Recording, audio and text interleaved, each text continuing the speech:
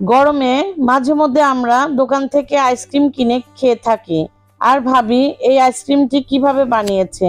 তাই আমি আপনাদের সাথে আজ একদম দোকানের মতো নারকেলের আইসক্রিম বানিয়ে দেখাবো। এতে না লাগছে কনডেন্স মিল্ক, না ক্রিম, না মেশিন, না চুলা। একদম সিম্পল ভাবে তৈরি করে দেখাবো, তাই পুরো ভিডিওটি দেখুন না টেনে। আসসালামু আলাইকুম, আপনারা দেখছেন আইরিন হোম কিচেন। আজকে আমার রেসিপি নারকেলের আইসক্রিম। প্রথমে আমি একটি নারকেল নিয়ে নিলাম আর এভাবে সুন্দর করে ফাটিয়ে নিচ্ছি। আর আমি নারকেল থেকে আগে থেকে পানিটা বের করে নিয়েছি, পানিটা অবশ্যই আমি রেখে দিয়েছি, এটা লাগবে। দেখুন নারকেলের মধ্যে একটু ফুলও হয়েছে।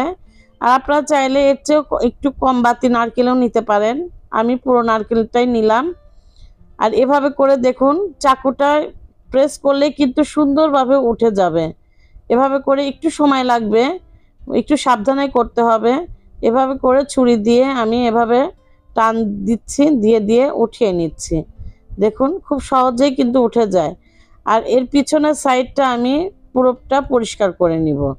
দেখুন কত সুন্দরভাবে উঠে গেল, কারণ এটা পুরো নারকেল, এজন্য একটু দ্রুত উঠে যায়। আর চেষ্টা করবেন একটু বাড়ি দিয়ে নিতে, তাহলে কিন্তু নারকেলটা তুলতে সহজ হয়। এটাও একটি টিপস মনে করেন। আর দেখুন আমি একটু সিলার দিয়ে কেটে নিচ্ছি, ছিলে নিচ্ছি। আপনারা চাইলে চাকু বা বটি দিয়েও ছিলে নিতে পারেন। আর কালো অংশটা তুলে দিলে নারকেলটা খুব পরিষ্কার সাদা ধবধবা হবে, দেখতেও ভালো লাগবে, খেতেও কিন্তু ভালো লাগবে। এই কারণেই কিন্তু নারকেলটা এভাবে লাল অংশটা বাদ দেওয়া। দেখুন এভাবে করে ছিলে নিলে একটু সময় লাগবে, কিন্তু রেজাল্ট যদি ভালো আসে তাহলে কষ্ট করতে কি। সেম প্রসেসে আমি কিন্তু পুরো নারকেলটা এভাবে ছিলে নিয়েছি, ছিলে নেওয়ার পর ধুয়ে নিয়েছি। আর এভাবে করে আমি সুন্দর করে ছোট ছোট টুকরা করে নিব। এভাবে করে টুকরা করে নিলে গ্রাইন্ড করতে সুবিধা হবে। এখানে আমি এক বাটি নারকেলই কেটে নিলাম, এর বেশি আর নিব না, কারণ আপনারা চাইলে কম বেশি করতে পারেন।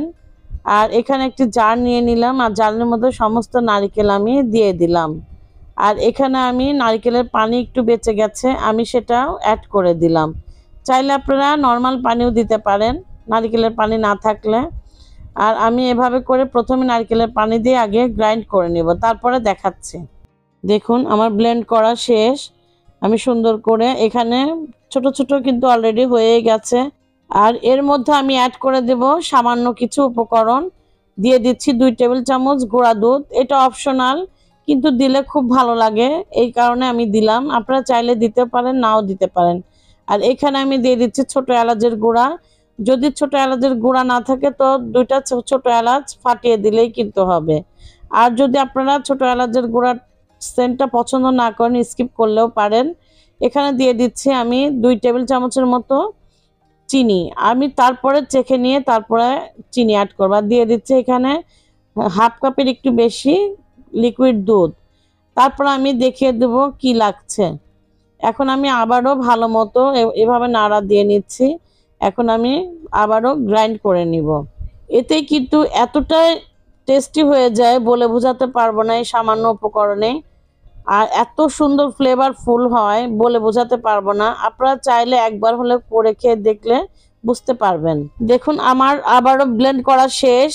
এখন আমি এটা একটু চেখে নিব। এই পর্যায়ে একটু চেখে নিয়ে আমি আবারও 1 টেবিল চামচের মতো চিনি অ্যাড করে নিয়েছি। আপনারা চাইলে অবশ্যই চেখে তারপর চিনিটা অ্যাড করবেন, কারণ কেউ কম কেউ বেশি আইসক্রিমে কিন্তু মিষ্টি পছন্দ করেন। আর যদি আপনারা নিজে ঘরেই তৈরি করা যেহেতু সেজন্য চিনিটা বুঝেই দিবেন।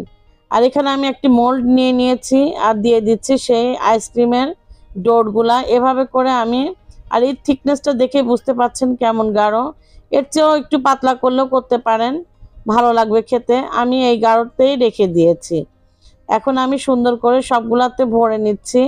দেখে বুঝতে পারছেন কত ইজিলি কিন্তু ভরা হয়ে যায়। এখন আমি ট্যাপ করে নিলাম। এভাবে ট্যাপ করে নিলে তাহলে ভেতরটা সুন্দরভাবে সেট হবে। আর একটা ফয়েল পেপার এভাবে দিয়ে দিলাম। আর আপনারা চাইলে ফয়েল পেপার যদি না থাকে আপনারা পলিথিন ইউজ করতে পারেন, কারণ আমার এক ভিউয়ার্স বলছিল, এই কারণে আপনাদের আমি এটা সহজ হবে বলে দিলাম। আর এভাবে করে চাকুর আগা দিয়ে একটু করে খুঁচিয়ে নিচ্ছে। দেখুন তাহলে এটাতে কাঠি দিতে সুবিধা হবে। আর এখানে আপনারা আইসক্রিমের কাঠি থাক আর মোল্ডের কাঠি হোক, যেটাই হোক ইউজ করতে পারেন, কোনো সমস্যা নেই।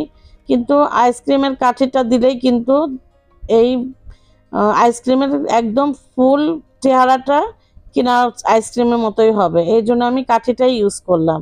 সবগুলো আমার কাঠি দেওয়া শেষ, দেখে বুঝতে পারছেন, এভাবে করে দিয়ে দিলাম।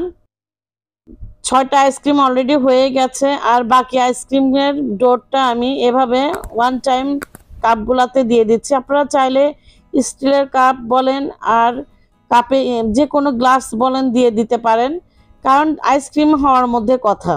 দেখুন এভাবে করে আমি সবগুলা দিয়ে সেট করে এখন চলে যাব সরাসরি ফ্রিজের কাছে। আমি ওভারনাইট রেখে দিব, কারণ সারা রাত ধরে এটা রেখে দিলে খুব সুন্দরভাবে সেট হবে। ফিরে আসবো পরের দিন সকালে।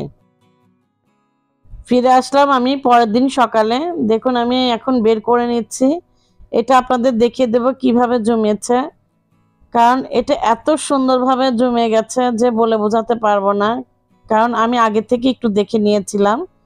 আর দেখুন আমার কত সুন্দরভাবে সেট হয়ে গেছে। এগুলা আমি আপনাদের কেটে দেখাবো।